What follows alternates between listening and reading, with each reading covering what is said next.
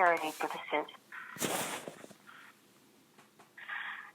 Często myślę o Czabie mamie i bardzo boję się myśleć o tym cierpieniu i wyobrazić sobie cierpienie matki, ale myślę o tym codziennie. Jednak muszę podkreślić, że jego brat Zoltan w głębi serca znał prawdę. On wiedział, jakie były stosunki między mną i Czabą, a nawet między mną i nim samym.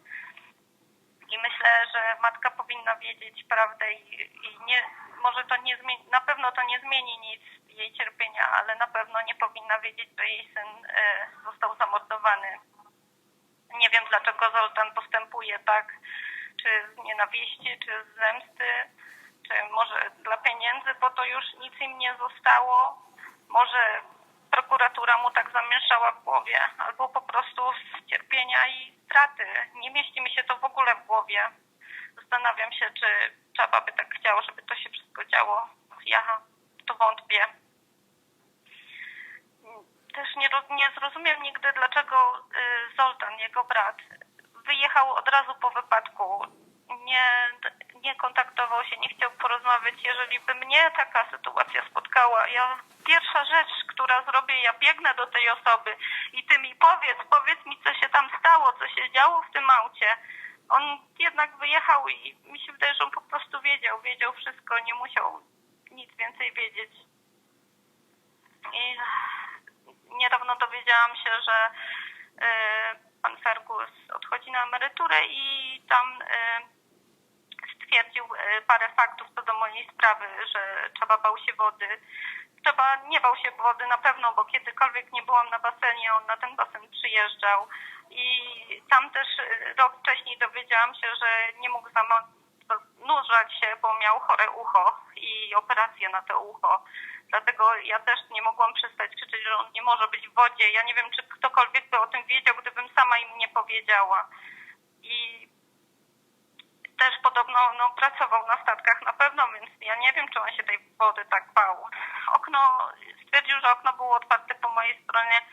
No to zastanawiam się, czy to okno powinno być zamknięte. Może ja powinnam zostać w tym aucie i po prostu najlepiej by było, żebym utonęła, nie próbując się ratować. Zastanawiam się też o hamowanie ręczne. Nie chciałam mówić, czy to on, czy to ja, bo ja tego faktu nie pamiętałam, ale mogliby wziąć odciski palców, które nigdy nie były wzięte z kokpitu ani z ręcznego. Pan Fergus stwierdził, że bardzo chciał, żebym potwierdziła to, że Czaba chciał mnie zgwałcić, i jednak ja nigdy nie chciałam tego potwierdzić. Nawet gdy mnie w karetce lekarze zbadana, odmówiłam od razu, że nie, bo że wątpię, żeby to zrobił i nic się nie stało takiego. Był bardzo agresywny, ale na pewno nie chciał mnie w tym momencie zgwałcić. I ja zawsze powtarzałam i krzyczałam: people, garda, people, help, please. Nie było tam gwałtu. Bardzo byłam też zawiedziona kamerami. Dlaczego nie ma początku i nie ma środka, jest tylko początek i koniec. Jest tylko kiedy ja jestem sama, jadę i kiedy ja już po wypadku bez samochodu idę. W każdym momencie, gdzie jest obecny Czaba, gdzie wsiada do samochodu, co się dzieje w samochodzie, to było z kamery widać jak przelot, byłoby wszystko widać. To zostało ucięte lub zniszczone i nie mamy już jak tego odzyskać. A zastanawiając się jeszcze na tym, wzdłuż tego całego miasta, gdzie mieszkałam, wzdłuż całej rzeki i miasta nie ma żadnych zabezpieczeń. W jednym tylko momencie, gdzie jest zakręt 180 stopni, gdzie chciałam zawrócić już do domu, tylko tam są 3 małe barierki były. I jeżeli bym naprawdę chciała w tą wodę wjechać, dlaczego jechałabym w te barierki? To by nie dawało mi żadnej gwarancji, że ja w te barierki wjadę. Poza tym bardzo mało brakowało, żebym miała 2 nogi połamane i ja już bym z tej wody też się nie odratowała, więc to w ogóle nie ma żadnego sensu.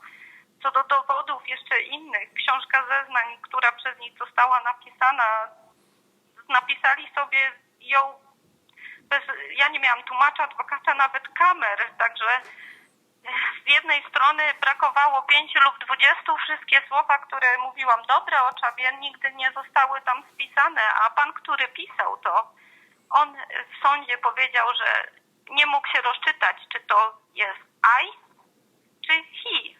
Czy ja, czy on. Dla mnie to była bardzo wielka różnica, czy on mówi o mnie, czy on mówi o Czabie. Telefony dałam im, żeby spisali wszystko, podpisałam, bierzcie. Nie wzięli ani jednego SMS-a, bo wiedzieli, że to by im nie pomogło w tej sprawie. Myślę, że sprawa nie poszłaby tak dobrze, jak oni by chcieli, gdyby były te SMS-y. Wzięli tylko 3 dni kontaktu. Wykasowali wszystkich moich znajomych, zostawili tylko mnie i Czabę. Nic się nie zgadzało w książce telefonicznej. Nawet gdy mówiłam im o moim drugim telefonie, która końcówka ma 2005, to oni tylko napisali, że ja telefon miałam w 2005 roku, gdzie mnie nawet w tym roku nie było w Irlandii. To są tylko takie małe szczegóły, a ich jest bardzo wiele. Chociażby nawet pani pielęgniarka, która bez żadnych notatek, bez niczego,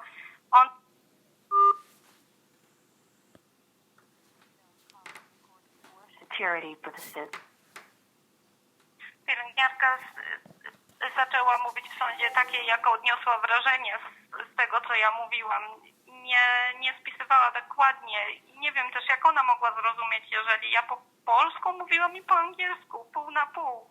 A nawet jeżeli przedstawiając ludzi z gardy, gdy mnie przetrzymywali i jak mnie wypuszczali, powiedzieli, żebym kartkę im wysłała. No ja, jak to ja, no pewnie, że wysłałam tą kartkę, no. I nawet podpisałam się tam, Marta, Heta, razem z rodziną, że... Także to nie wiem w ogóle, po co im to było potrzebne, żeby zrobić moje DNA i udowodnić, że to ode mnie kartka, ale to jest nic. Gdzie oni zaczęli mówić, że ja na kartce napisałam, że powodzenia z znalezieniem mordercy. Nigdy nic takiego nie było i na szczęście te kartki i kopie wszystkie są. Rodzina na pewno to przedstawiła już wcześniej.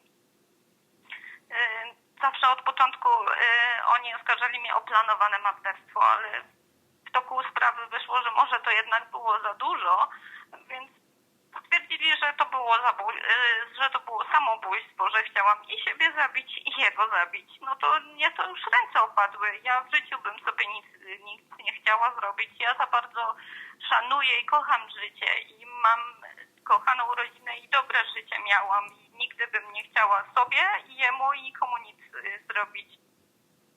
My z rodziną to tak ani ja, ani nikt się nie znał na tym, jak to się zachowywać, jak coś takiego się stanie, czy ja adwokata potrzebuję, czy nie. Garda się wszystkim zajęła. Dali mi adwokata, który nigdy nawet takiej sprawy nie miał. Zajmował się tylko takimi kradziejami ze sklepu i ja miałam powiedziane, że ja nie potrzebuję też zeznawać, że nie potrzebuję swoich świadków, że wszystko idzie bardzo dobrze i pozytywnie, że idzie wszystko. Myślę, że tak od początku to już było tak, żeby to szło ich kursem.